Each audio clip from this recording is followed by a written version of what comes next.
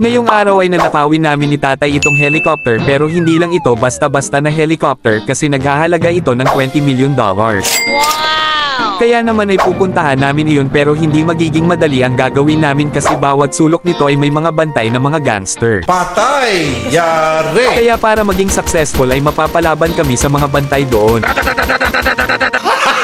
Kaya ang tanong magtatagumpay kaya kami ni tatay sa gagawin namin. Meanwhile, Okay, so warap-warap mga idol at magandang umaga, tanghali, hapon or gabi sa inyong lahat. Ang gagawin namin ngayon ay nanakawin namin yung helicopter sa maliit na isla dito sa Grand Criminal Online.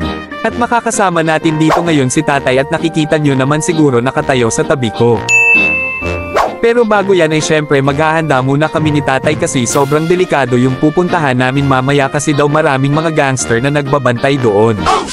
Kaya kukuha muna siya ng armor kasi isa yon sa pinaka-importanting bagay na susuotin mo para hindi ka basta-basta na lang mapipitas. Pero ako okay na at nakapag-ready na para mamaya at ito yung pruweba. Ayan, okay na at nakapag-ready na kami ni tatay at syempre yung mahiwagang armas. So ngayon ito nga pala yung gagamitin namin papunta doon sa isla at huwag kayo magtaka kung bakit may helicopter ako kasi nabili ko lang ito ng napakamura. Kaya tara na at puntahan na natin yun.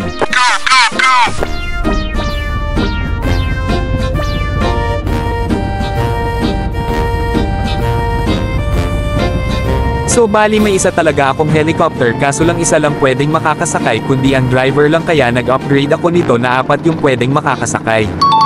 Ganto nga pala magmaniho or gumamit sa helicopter dito sa GCO. Ito naman ay para tumaas at bumaba yung helicopter at dito naman ay para mag-forward or umatras o di kaya 360 degrees. Ayan, so kunting basic lang na kaalaman para sa mga gustong maglaro nitong GCO. Okay! So ngayon palabas na kami dito sa syudad na kung saan maraming pumipitas. Syudad na bihira ka lang makakakita ng mababait na tao. Syudad na nakaupo or nakatayo ka lang ay bigla ka na lang matutumba. Bukod nga pala sa nanakawin namin yung helicopter ay hindi pa kasi kami nakaka-experience na mamahalin na sasakyan kaya maglalakas loob kaming sugurin na kung saan yung mamahalin na helicopter. Bago lang kasi kami dito kaya kapos pa kami sa budget. Ayan, kung napapansin nyo yung tower ay sign na yan na malapit na kami na kung saan yung sinasabi kong isla. Medyo malaki-laki nga pala itong lugar kasi sabi daw nila pag medyo malaki yung isla dito ay marami daw yung nagbabantay. Pero hindi ako naniniwala, sisiw lang sa amin yan ni tatay. Okay. So dito naghahanap na lang ako ng pwedeng mapaglandingan dito at may nakita na ako kundi dito sa may bubong. Tamang tingin-tingin muna sa paligid baka may naka-sniper na dito sa amin. Gutom ko kasi mas safe maglanding sa itaas kaysa sa ibaba baka kasi mapaaga-agad kaming mapipitis ni tatay.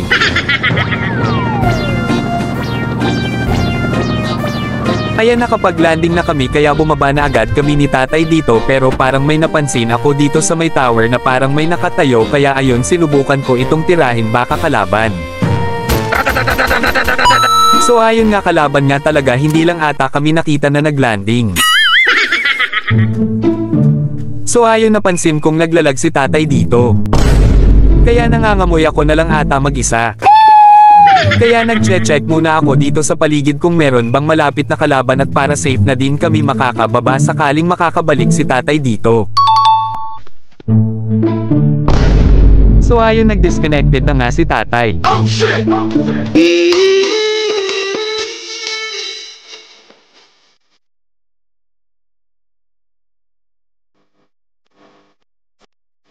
Psych!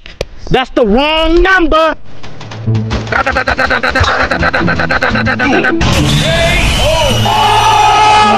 Medyo nagulat ako doon Nag-check pa ako kung safe pagbababa na pero andito lang pala kayo sa ilalim.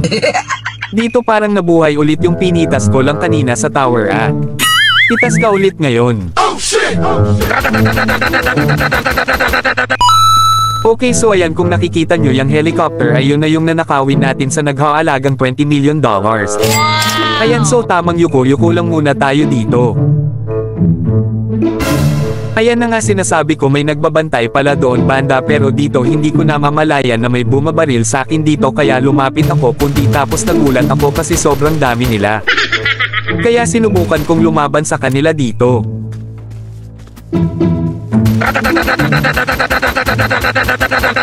Pero hindi kinaya sa aking powers kaya umatras muna ako saglit dito kasi kunti na lang aagawan na ako ng buhay. Kita nyo naman sobrang lugi ako doon, parang isang putok kada isa nila 10 bala ang lumalabas. So dito naghanap na ako ng magandang pwesto para makabawi at gagamitin ko na ang pinakapogi kong armas para sa kanila.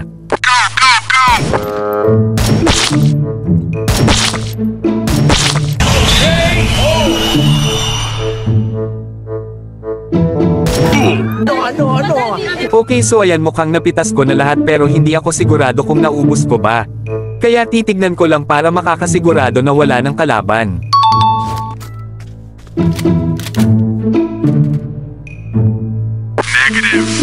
Buti na lang may pang-abono sa dugo dito at bala kaya kinuha ko na agad. Okay, so mukhang wala naman at naubos ko dito na area. Sector clear.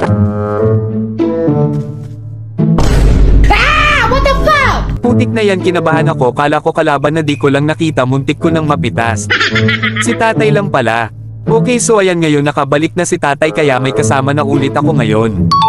Okay, so dito na lang sa harapan na namin ang maraming bantay kaya uubusin namin ito agad bago kami maabotan ng gabi.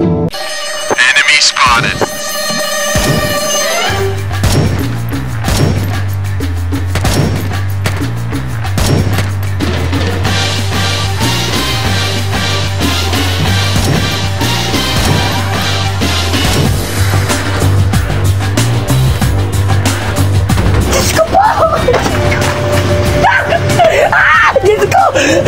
Diyos ko! Dali! Dali! Diyos ko po! Diyos ko! Diyos ko! I love Pakistan! I will sacrifice my life for Pakistan! Get out!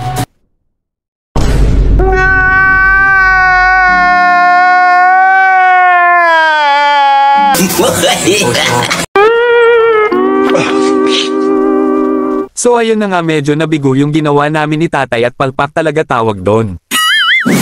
Okay, so babawi kami sa susunod, hindi kami titigil hanggat hindi namin yun makukuha, palibhas sa buhay mo ang nakataya.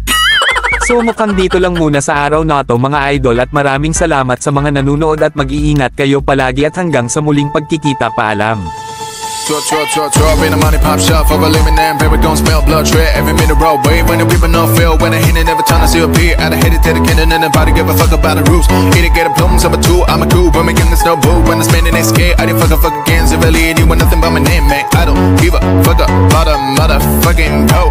I'm a Buddha, we the sticking, hate your motherfucking dough. Boys and girls, you're doing alright. We wanna freak out, have a good time. Ladies, come on, raise your hands. Show me where are all my fans. LA chicks, yes they